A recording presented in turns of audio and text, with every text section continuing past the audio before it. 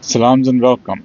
Just an overall brief summary of chapter number 15 before we go into the reading of the various verses. The subject matter of this surah, of this chapter, Surah Al-Hijr, the rocky track, is the protection of Allah subhanahu wa ta'ala's revelation and Allah subhanahu wa ta'ala's truth, right? Evil arises from pride and the warping of man's will.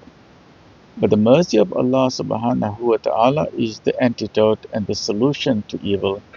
And this was proved in the case of both Ibrahim alayhi salam and Lut alayhi salam.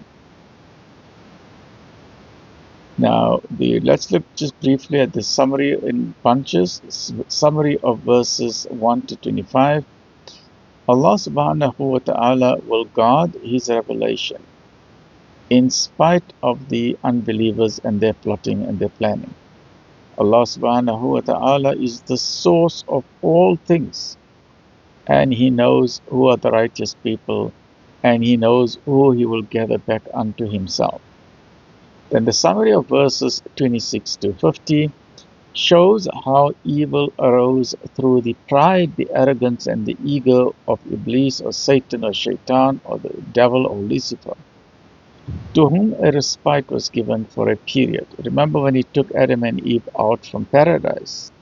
Then Allah subhanahu wa ta'ala condemned him to hell, but he asked for a respite, and Allah has given him a respite, right? And the devil will try his very best to try and remove people away from the Sirat al-Mustaqim, from the straight path. But neither fear nor evil affect those, the believers, who receive the message of Allah and who embrace and understand it.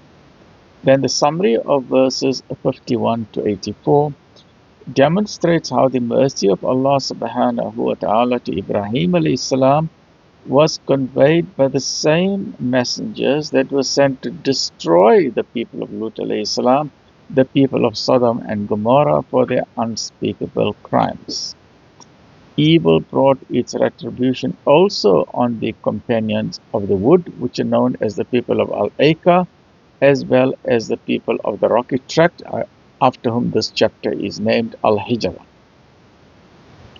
And then the chapter ends with verses 85 to 99, where the Quran and its various chapters, the surahs, teach us how to celebrate the praises of Allah. They teach us about humility in worship, and they remind us to serve Allah subhanahu wa ta'ala through the vicissitudes and the ups and downs of life. May your life be filled with barakah and blessings and abundance and goodness and afiyah. Alhamdulillah Rabbil Alameen.